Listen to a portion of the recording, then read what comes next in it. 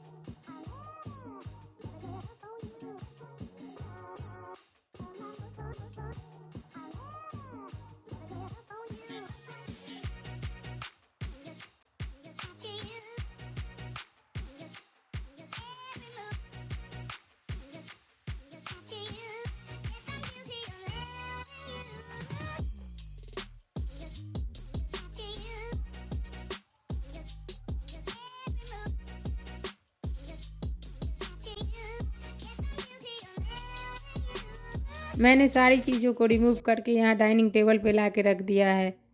Hanging light को मैंने अभी नहीं निकाला है, उनको मैं नेक्स्ट डे निकाल के स्टोर करूँगी, क्योंकि जब सब कुछ हम एक साथ निकाल देते हैं तो घर बहुत सूना सूना हो जाता है और इन सब कामों के साथ डेली रूटीन के और भी काम होते हैं। तो मैं इसी तरह से सारी चीज़ों को धीरे धीरे रिमूव करती हूँ। जैसे कि मैंने रंगोली और कैंडल वगैरह पहले ही हटा के रख दिया।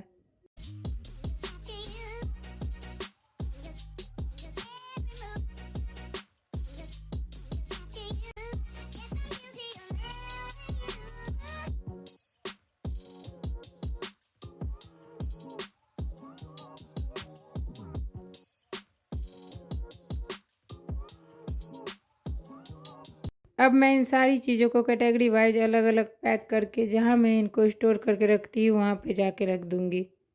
मैं इन सब चीज़ों को स्टोर करने के लिए इन कार्डबोर्ड बॉक्स का यूज करती हूँ, और सच मानिए इनसे कोई भी कॉकरोच या स्मेल की प्रॉब्लम नहीं होती है। फिर भी अगर आपको ऐसा लगता है तो आप इसके अंदर नेपथलीन बॉल डाल के रख सकते हैं। मैं कई सालों से कार्डबोर्ड बॉक्स में ही स्टोर करके रखती हूँ, इससे मुझे कोई भी प्रॉब्लम नहीं होती है और ना ही सामान ख़राब होता है। जिनको हम स्टोर करके अंदर ही रखने वाले हैं और जो चीज़ें बाहर से दिखेंगे ही नहीं, उनके लिए महंगे महंगे ऑर्गेनाइज़र बाय करना, ये तो मेरे हिसाब से वेस्ट ऑफ मनी है। और ये कार्डबोर्ड तो फ्री ऑफ कॉस्ट होता है, क्योंकि आजकल हम जो भी सामान ऑनलाइन मंगाते हैं उनके साथ ये आता ही है। इस तरह इसका यूज भी हो जाता है और हमारा काम भी चल जाता है। देखिए, अगर आपका बजट अलाउ करता है तो आप ले सकते हैं, मगर हम इन कार्डबोर्ड में भी इन सब चीज़ों को बड़े अच्छे से ऑर्गेनाइज करके रख सकते हैं। सभी चीज़ों को मैंने अच्छे से पैक कर दिया है और साथ ही उनके ऊपर लेवल भी कर दिया है, ताकि उनको जब हम अगली बार यूज के लिए निकालें तो हमें ढूंढना ना पड़े कि कौन सी चीज़ें कहाँ हैं। मैं सारी दिवाली डेकोरेशन की चीज़ों को अपने बेड बॉक्स के अंदर रखती हूँ, और जिन डेकोरेटिव चीज़ों की मुझे पूरे साल ज़रूरत रहती है उन्हें मैं सेपरेट करके अलग जगह पे रखती हूँ।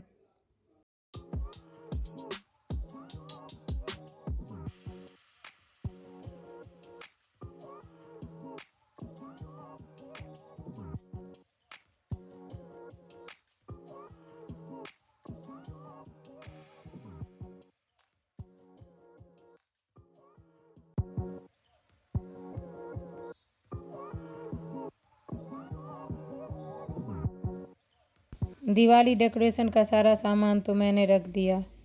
सारे पूजा के बर्तन को भी मैंने अच्छी तरह से क्लीन करके उसे एक सूखे कपड़े से पोंछ के डेली यूज होने वाले को छोड़ के बाकी सारे बर्तन को स्टोर करके रख दिया।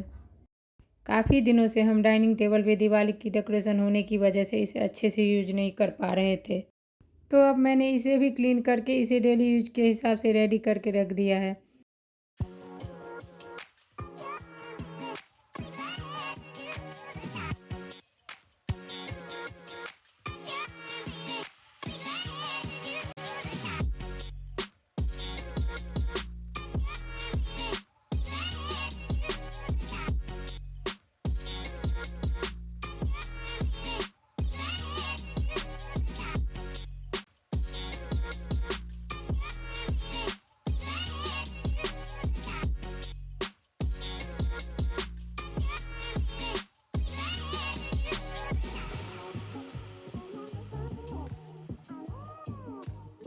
इसी तरह मैंने लिविंग रूम के सारे कुशन कवर को चेंज किया और सेंटर टेबल पर से दिवाली डेकोर हटा के उसे सिंपल से डेकोर कर दिया। मैं दिवाली पे भी ऐसी फर्निशिंग बाई नहीं करती हूँ जो बहुत ही भड़कीले हो। मैं ऐसी फर्निशिंग बाई करती हूँ जिसे मैं पूरी साल यूज कर सकूँ। नहीं तो एक बार यूज करके हम उसे रख देते हैं और अगले साल जब दीपावली में हम निकालते हैं तो फिर से मार्केट में नई डिज़ाइन आ जाती है और फिर हमें दूसरे डिज़ाइन का कुशन कवर, रनर, बेडशीट वगैरह लेने का मन हो जाता है और हम फिर से बाय कर लेते हैं और जो चीज़ें हमने रखी होती हैं उसका यूज भी नहीं हो पाता है। इसलिए हम फर्निशिंग हमें ऐसी लेनी चाहिए जिसे हम पूरे साल रफ टफ यूज कर सकें। ये जितने भी दिए थे इसको मैंने डिस्कार्ड नहीं किया। इसको मैं या तो DIY करूँगी या तो इस पे पेंट करके फिर से मैंने अगले साल के लिए रख दूँगी।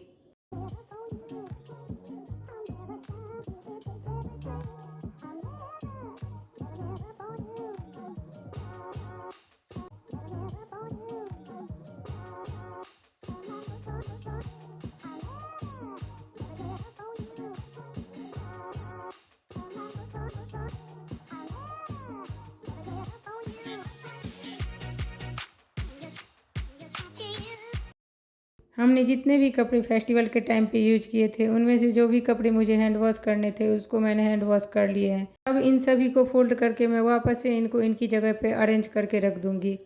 इसी तरह से जो ड्राई क्लीन वाले कपड़े थे उनको मैंने ड्राई क्लीन करने के लिए दे दिया है और जो प्रेस वाले कपड़े थे उनको मैंने अलग से एक लॉन्ड्री बास्केट में रख दिया है। उनको मैं प्रेस करने के लिए दे दूँगी।